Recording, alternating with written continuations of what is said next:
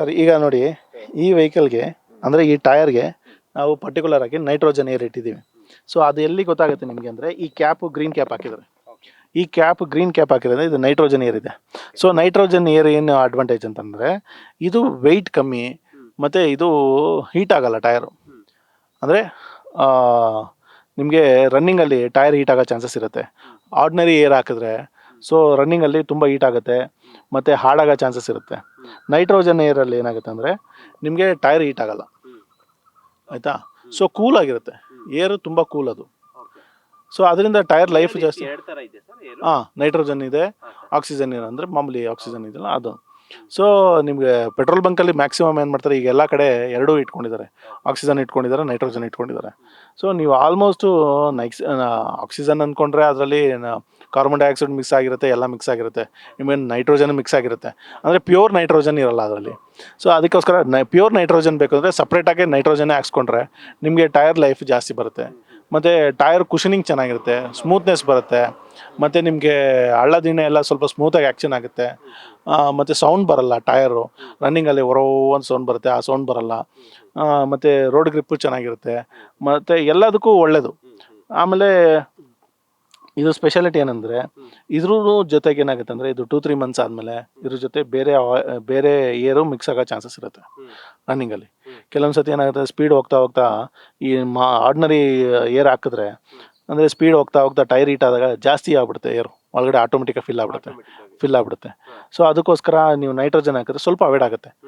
ಆಮೇಲೆ ನೀವೇನು ಮಾಡಬೇಕು, ಪ್ರತಿ 2-3 ತಿಂಗಳಿಗೊಂದ್ಸರಿ ನೈಟ್ರೋಜನ್ ಫಿಲ್ ಮಾಡಿಸಿದಾಗ ಕಂಪ್ಲೀಟಾಗಿ ಇದನ್ನು ತೆಗೆದು ಒಳಗಡೆ ವಾಲ್ ಇರುತ್ತೆ.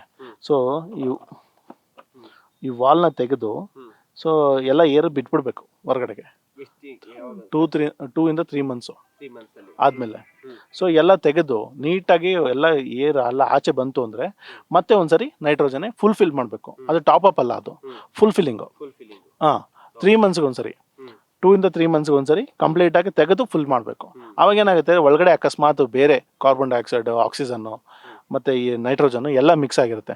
ಅದೆಲ್ಲ ಕಂಪ್ಲೀಟಾಗಿ ಹೊರಗಡೆ ಬಂದು ಮತ್ತೆ ಫ್ರೆಶ್ ಆಗಿ ನೈಟ್ರೋಜನ್ ಹೋಗುತ್ತೆ. ಸೊ ಈ ಥರ ಮಾಡೋದ್ರಿಂದ ಟೈರ್ ಲೈಫು ಚೆನ್ನಾಗಿರುತ್ತೆ, ನಿಮಗೆ ಡ್ರೈವಿಂಗ್ ಕಂಫರ್ಟ್ ಚೆನ್ನಾಗಿರುತ್ತೆ, ಫೀಲು ಚೆನ್ನಾಗಿ ಬರುತ್ತೆ. ಈಗ ಈ ನೈಟ್ರೋಜನ್ ಎರಡು ಟೈರ್ಗೂ ಹಾಕ್ಬೋದಾ? ಟ್ಯೂಬ್ಲೆಸ್, ಟ್ಯೂಬ್ ಎರಡಕ್ಕೂ ಹಾಕ್ಬೋದು. ಮತ್ತು ಇನ್ನೊಂದು ಹೇಳ್ತೀನಿ ಕೇಳಿ, ಟ್ಯೂಬ್ ಟೈರು ಮತ್ತು tubeless tyre. Okay, tube tyre ಸ್ವಲ್ಪ ವೆಯ್ಟ್ ಜಾಸ್ತಿ ಆಗುತ್ತೆ, ಮತ್ತು ಅದು ಪಂಚರ್ದು ಪ್ರಾಬ್ಲಮ್ ಜಾಸ್ತಿ. ಪಂಚರ್ ಹಾಕ್ಬೇಕಂದ್ರೆ ಎಲ್ಲ ಟೈರೆಲ್ಲ ಬಿಚ್ಚಿಬಿಟ್ಟು ಅದು ಟ್ಯೂಬಿಗೆ ಪಂಚರ್ ಹಾಕಬೇಕು, ಆಮೇಲೆ ಇದು ಮಾಡಬೇಕು. ಈಗೆಲ್ಲ ಆಲ್ಮೋಸ್ಟ್ 99% ಟ್ಯೂಬ್ಲೆಸ್. ಮತ್ತು ಟ್ಯೂಬ್ಲೆಸ್ ಟೈರಲ್ಲಿ ಅಡ್ವಾಂಟೇಜ್ ಏನಂದರೆ ನೀವೇ ಪಂಚರ್ ಹಾಕ್ಕೋಬೋದು. ಮತ್ತು ನೀವು ಅದರಲ್ಲಿ ಅಡ್ವಾಂಟೇಜಸ್ ಬೇಜಾನಿದೆ. ಮತ್ತು ಇದು ಸ್ವಲ್ಪ ಏರ್ ಇಡ್ಸ್ಕೊಂಡು ಪಂಚರ್ ಆದಾಗ ಲೈಟಾಗಿ ಏರ್ ಇಟ್ಕೊಂಡು ಬೇಕಾದ್ರೆ ನಿಮಗೆ ಡೆಸ್ಟಿನೇಷನ್ನು ಹತ್ರವರೆಗೂ ಮೂವ್ ಆಗ್ಬೋದು. ನೀವೇ ಒಂದು ಕಾರಲ್ಲಿ ಟೈರ್ ಇನ್ಫ್ಲೇಟರ್ ಇಟ್ಕೊಂಡ್ರೆ ಪಂಚರ್ ಹಾಕೋಕೆ ಗೊತ್ತಿಲ್ಲ ಅಂದರೆ ಎಷ್ಟೆಷ್ಟಾಗುತ್ತೋ ಅಷ್ಟು ಏರ್ ಇಟ್ಕೊಂಡು ನೀವು ಡೆಸ್ಟಿನೇಷನ್ ರೀಚ್ ಆಗ್ಬೋದು. ಇಲ್ಲಾಂದರೆ ಮಾಡ್ಕೋತೀವಿ ಅಂತಂದರೆ ಅದು ಏನು ಜಸ್ಟ್ ಕಷ್ಟ ಆಗಲ್ಲ. ಜಸ್ಟ್ ನಿಮ್ಗೆ ಒಂದು ವಾಟರ್ ಬಾಟ್ಲ್ ಇರುತ್ತೆ ಗಾಡಿಯಲ್ಲಿ, ಅದಕ್ಕೊಂದು ಶಾಂಪೂ ಪ್ಯಾಕೆಟೋ ಏನೋ ಒಂದು ಹಾಕ್ಬಿಟ್ಟು ಅದರಲ್ಲಿ ರಿನ್ಸ್ ಬರುತ್ತೆ, ಟೈರ್ಗೆ ಹಾಕಿ ಸ್ವಲ್ಪ ನಿಮ್ಮ ಟೈರ್ ಇನ್ಫ್ಲೇಟರ್ ಇದ್ದರೆ ಏರ್ ಇಟ್ಕೊಳ್ಳಿ, ಗಾಡಿಗೆ ಟೈರ್ ಪೂರ್ತಿ ಹಾಕಿ ಎಲ್ಲಿ ಲೀಕ್ ಆಗಿದೆ ನೋಡ್ಕೊಳ್ಳಿ. ಏನೂ ಸಿಕ್ಕಿಲ್ಲ ಅಂತಂದರೆ ಒಂದು ಮಳೆನೋ ಸ್ಕ್ರೂ ಡ್ರೈವರ್ ಏನೋ ಚುಚ್ಚಿ, ಸಿಂಪಲಾಗಿ ಹೇಳ್ಬೇಕಂದ್ರೆ ಒಂದು ಬಬಲ್ ಗಮ್ ಬಾಯಲ್ಲಿ ಆಗಿತ್ತಾರಲ್ಲ, ಬಟ್ಟೆಗೆ ಸುತ್ತಬಿಟ್ಟು ಅದನ್ನು ಒಳಗಡೆ ಹಾಕಿ, ಆಲ್ಮೋಸ್ಟು ಸ್ವಲ್ಪ ಅವಾಯ್ಡ್ ಆಗುತ್ತೆ. ಇಲ್ಲ ಅದು ಇಲ್ಲ ಅಂದರೆ ನೀರಲ್ಲಿ ನೆನೆಸಿ ಬಟ್ಟೆನ, ಇಲ್ಲ ಶಾಂಪೂಗೆ ಏನಾದರೂ ಸ್ವಲ್ಪ ಹಚ್ಚಿಬಿಟ್ಟು ಸೊ ಎಲ್ಲಿ ಹೋಲ್ ಆಗಿದೆಯೋ ಅಲ್ಲಿಗೆ ಹಾಕಿ, ಸ್ವಲ್ಪ ಅವಾಯ್ಡ್ ಆಗುತ್ತೆ. ಸೊ ಪೂರ್ತಿ ಸೊಲ್ಯೂಷನ್ ಅಂತ ಹೇಳ್ತಲ್ಲ, ಟೈಮ್ ಬೀಯಿಂಗ್ ಎಲ್ಲಿಗೆ ರೀಚ್ ಆಗಬೇಕೋ ಹಾಂ ಅಲ್ಲಿಗೆ ರೀಚ್ ಆಗ್ಬೋದು. ಆ ಥರ ಮಾಡ್ಕೊಳ್ಳಿ. ನಿಮ್ಮ ಕೈ ಏನೂ ಆಗಿಲ್ಲ ಅಂದರೆ ಏರ್ ಹಾಕ್ಕೊಂಡು ಹೋಗಿ, ಇಲ್ಲ ಸ್ಟೆಪ್ನಿ ಇರುತ್ತೆ, ಸ್ಟೆಪ್ನಿ ಚೇಂಜ್ ಮಾಡ್ಕೊಂಡು ಹೋದ್ರು ಹೋಗ್ಬೋದು, ತೊಂದರೆ ಇಲ್ಲ. ಕೆಲವ್ರಿಗೆ ಸ್ಟೆಪ್ನಿ ಚೇಂಜ್ ಮಾಡೋಕ್ಕೂ ಕೂಡ ಗೊತ್ತಿಲ್ಲ. ಸೊ ಹೆಂಗೆ ಯಾವ ಥರ ಲೂಸ್ ಮಾಡಬೇಕು, ಎಲ್ಲಿ ಜಾಕ್ ಹಾಕಬೇಕು, ಸೊ ಅದೆಲ್ಲ ಏನೂ ಗೊತ್ತಿಲ್ಲ. ಸೊ ಹಂಗಾಗಿ ಅವ್ರಿಗೆ ಐಡಿಯಾ ಇಲ್ಲ ಅಂದರೆ ಈ ಥರ ಮಾಡ್ಬೋದು. ಸೊ ಎಲ್ಲ ಥರ ಆಪ್ಷನ್ಸ್ ಕೊಡ್ತಾ ಇದ್ದೀನಿ ನಿಮಗೆ. ಸೊ ಅದ್ರಲ್ಲಿ ಯಾವ ಥರ ಬೇಕೋ ಆ ಥರ ಯೂಸ್ ಮಾಡ್ಕೊಳ್ಳಿ. ಟ್ಯೂಬ್ಲೆಸ್ ಟೈರ್ ಬೆಟರ್ ಅಂತ ಹೇಳ್ತೀರಾ? ಸೂಪರ್. ಈಗ ಇನ್ನೊಂದು ರನ್ ಫ್ಲಾಟ್ ಅಂತ ಇದೆ, ರನ್ ಫ್ಲಾಟ್ ಅಂತ ಟೈರ್ಸ್ ಬರುತ್ತೆ. ಅದರಲ್ಲಿ ಏನಂತಂದರೆ ನಿಮಗೆ ಪಂಚರ್ ಆದರೆ ಆಲ್ಮೋಸ್ಟ್ ಏನಂದರೆ 30 ಕಿಲೋಮೀಟರ್ 40 ಕಿಲೋಮೀಟರ್ ಹೋಗೋವರೆಗೂ ಏನೂ ಆಗಲ್ಲ.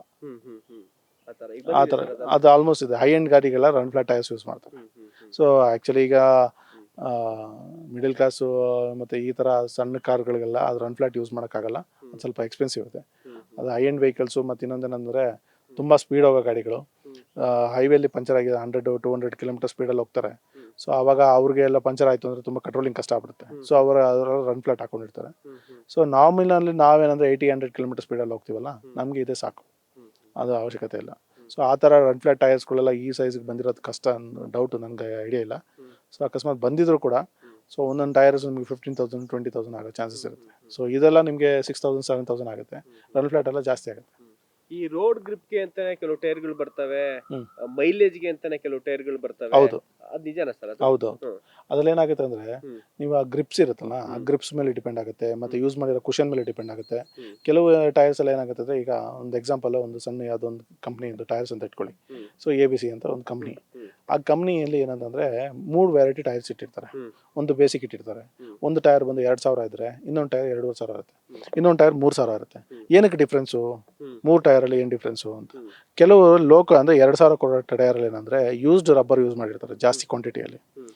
ಅದೇನಾಗುತ್ತೆ, ಸಿಕ್ಕಾಪಟ್ಟೆ ಹಾರ್ಡ್ ನಿಮಗೆ ಫೀಲೇ ಬರಲ್ಲ. ಮತ್ತು ಗ್ರಿಪ್ಸು ಅಷ್ಟೇ, ಜಾಸ್ತಿ ಗ್ರಿಪ್ಸ್ ಇರುತ್ತೆ. ಅಂದರೆ ಗ್ಯಾಪು, ಅಂದರೆ ಈಗ ನಾವು ಇಲ್ಲಿ ತೋರಿಸ್ತೀವಲ್ಲ, ಈ ಥರ ಕ್ಯಾಪು ಜಾಸ್ತಿ ಬರುತ್ತೆ. ಸೊ ಅದೇನಂದ್ರೆ ಅವರು ಅಲ್ಲಿ ರಬ್ಬರ್ನ ಉಳಿಸ್ಕೊಂತಾರೆ. ಗ್ಯಾಪ್ ಜಾಸ್ತಿ ಕೊಟ್ಟಷ್ಟು ರಬ್ಬರ್ ಸೇವ್ ಆಗುತ್ತೆ. ರಬ್ಬರ್ ಸೇವ್ ಆಗುತ್ತೆ, ಮತ್ತೆ ಸೌಂಡ್ ಜಾಸ್ತಿ, ಸೌಂಡ್ ಜಾಸ್ತಿ ಬರುತ್ತೆ. ಸೊ ಇದು ಗ್ಯಾಪ್ ಕಮ್ಮಿ ಆದಷ್ಟು ಟೈರ್ ಲೈಫ್ ಜಾಸ್ತಿ ಆಗುತ್ತೆ. ಈ ಗ್ಯಾಪ್ ಜಾಸ್ತಿ ಆದ್ರೆ ಟೈರ್ ಲೈಫ್ ಕಮ್ಮಿ. ಈ ಗ್ಯಾಪ್ ಇದೆಯಲ್ಲ, ಈ ಗ್ಯಾಪು ಕಮ್ಮಿ ಇರಬೇಕು. ಕಮ್ಮಿ ಇದ್ರೆ ಟೈರ್ ಲೈಫ್ ಜಾಸ್ತಿ. ಇಲ್ಲಿಂದ ಇಲ್ಲಿರುವಂತ ಗ್ಯಾಪ್ ಕಡಿಮೆ ಇರಬೇಕು. ಈಗ ಜಾಸ್ತಿ ಇರಬೇಕು.